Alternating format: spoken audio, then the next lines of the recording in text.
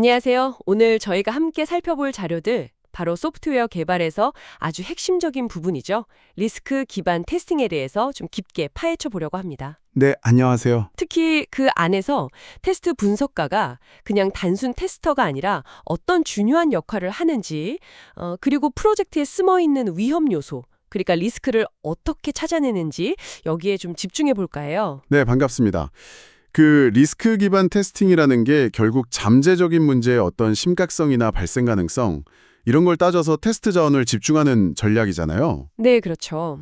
여기서 이제 테스트 관리자가 보통 큰 틀의 전략을 짜긴 하는데 이게 제대로 실행되려면 테스트 분석가의 역할이 정말 필수적입니다. 분석가는 단순히 뭐 테스트 케이스 만들고 이런 걸 넘어서서요.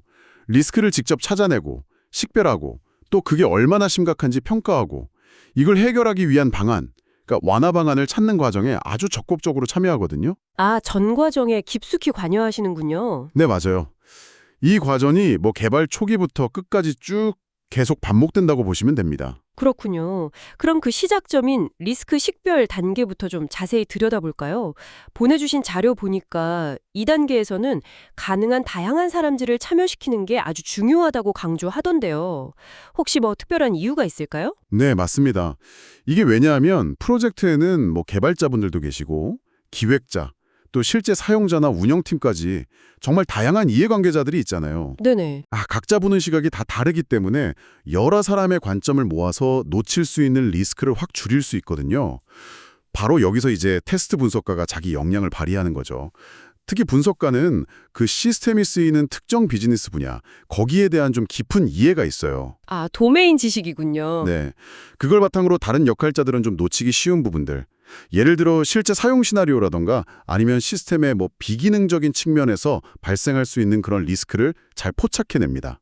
강점이 있죠. 아, 그러니까 단순히 그 기능 명세서만 보는 게 아니라 실제 사용 환경이나 어떤 그런 맥락까지 다 고려하시는 거네요. 그렇죠. 그럼 구체적으로 어떤 방법들을 써서 이런 리스크들을 찾아내시는 건가요? 자료에 보니까 뭐 인터뷰나 워크숍 같은 활동들도 언급이 돼 있더라고요. 네, 주요 활동들을 좀 보면요. 일단 테스트 분석가는 해당 분야 전문가나 아니면 최종 사용자들을 직접 만나서 좀 심층 인터뷰를 진행하고요. 아, 직접 만나서요? 네, 또 요구사항 문서라든지 시스템 설계 같은 걸 스스로 분석하고 평가하기도 합니다. 그리고 뭐 미리 준비된 체크리스트나 아니면 리스크 템플릿 같은 걸 활용할 때도 있고요. 여러 이해관계자들하고 같이 브레인스토밍이나 리스크 워크숍 이런 걸 열어서 아이디어를 막 모으기도 하죠. 네네. 그리고 과거의 비슷한 프로젝트 경험을 되짚어 보는 거, 뭐 lessons learned, 분석이라고 하죠. 이것도 빼놓을 수 없는 중요한 활동이고요. 특히 여기서 중요한 건 사용자나 비즈니스 분석가, 그러니까 BA분들과 아주 긴밀하게 협력한다는 점인데요. 아, BA하고요?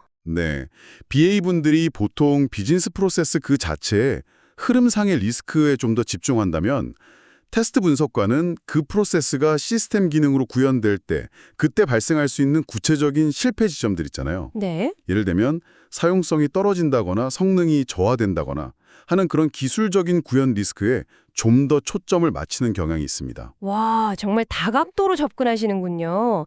이게 단순히 뭐 버그 찾기 수준이 아니라 프로젝트의 어떤 잠재적인 실패 요인을 미리 다 파악해내는 그런 역할이네요. 맞습니다. 그럼 그렇게 식별된 리스크들은 보통 어떤 종류들이 있을까요? 자료에 나온 예시들이 좀 있었던 것 같은데요. 네, 그 자료에 나온 예를 좀 들어보면 소프트웨어가 뭐 중요한 계산을 틀리게 한다. 이런 기능 정확성 문제 같은 게 있을 수 있겠죠? 네, 계산 오류. 치명적일 수 있죠. 그렇죠. 또 자주 쓰는 기능인데 키보드 단축키가 너무 부족해서 사용자들이 막 불편을 겪는다거나 작업 효율이 확 떨어진다. 이런 사용성 문제도 생각보다 중요한 리스크거든요. 아, 사용성 문제. 네네. 그리고 특정 운영체제나 뭐 브라우저 환경에서 프로그램이 설치가 안 되거나 제대로 동작하지 않는 그런 이식성 또는 뭐 호환성 문제도 마찬가지고요. 이런 것들이 당장은 눈에 확 띄는 오류는 아닐 수 있어도 나중에 비즈니스 성공에 꽤 치명적일 수 있기 때문에 테스트 분석가가 조기에 딱 식별해야 하는 그런 중요한 리스크들이라고 할 수 있습니다. 듣고 보니까 정말 테스트 분석가가 기술적인 측면과 비즈니스 요구 사이에서 되게 중요한 다리 역할을 하는 것 같네요. 네, 그렇죠. 연결고리죠. 자, 그럼 이렇게 리스크가 식별되고 나면 그 다음 단계는 어떻게 진행되나요? 평가나 완화 단계. 여기서도 분석가의 역할이 중요할 것 같은데요.